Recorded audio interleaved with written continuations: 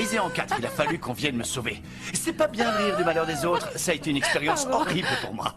Alors pourquoi tu dis que c'était tes meilleures vacances si c'était si horrible? Ben oui, parce qu'après cette expérience sportive, qui, soyons honnêtes, hein, ne s'est pas très bien déroulée, avec Nina, on a passé le reste de la semaine à l'hôtel. Elle a lu des livres et moi, j'ai joué à des jeux vidéo. Les vacances parfaites. Oh, ça me semble évident que le sport, c'est pas du tout ton truc.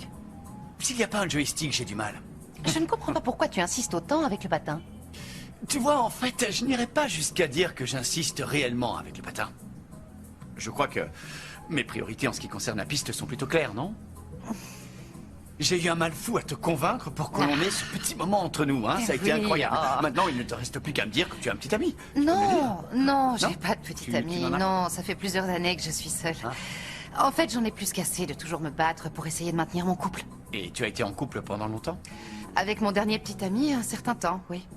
Lui était aussi entraîneur de patinage et de danse. On s'aimait beaucoup, seulement notre relation s'est dégradée. Ouais, moi aussi. Il m'est arrivé la même chose avec Anna, mon ex. La maman de Nina. J'ai eu beaucoup de mal à me remettre de la séparation, hein, de la rupture. Mais enfin bon, on dit que le temps guérit tout, non? Et voilà, je suis là. Je suis comme avant. Bien. Bon, pardon. Ouais. Il faut que je décroche. Excuse-moi. Anna. Oui, Nina va bien. Écoute, je dois raccrocher parce que... oui, elle se couvre. C'est qu'il n'y avait rien de particulier à te dire. Jim veut sortir avec moi. Pourtant, elle me traite mal. Tu comprends ça, toi? C'est ça, l'amour? L'amour, c'est autre chose. C'est comprendre, respecter, écouter. Est-ce que je me trompe ou non? Toi non plus, tu n'écoutes pas Nico. Parce qu'il ne me laisse pas parler. À chaque fois que je lui parle, elle m'enguirlande. Non, y a pas de quoi rigoler. Je crois qu'on n'est vraiment pas fait pour être ensemble.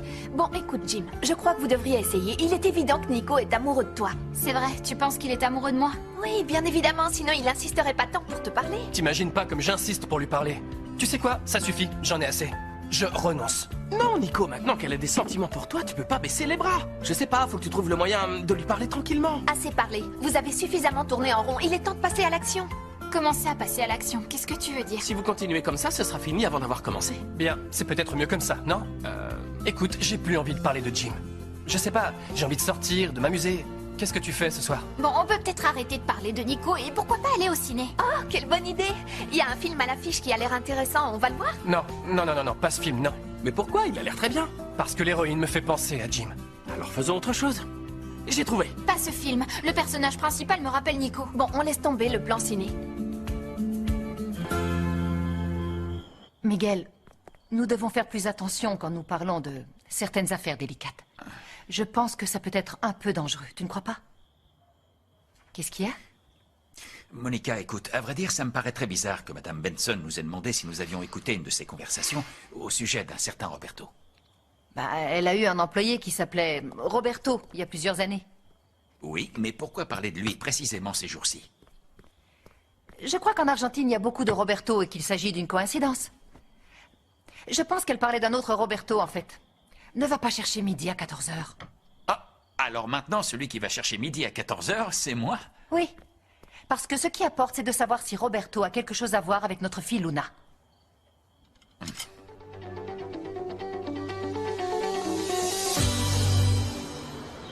T'as vu la publication sur Fabenchi? J'en ai pas cru mes yeux.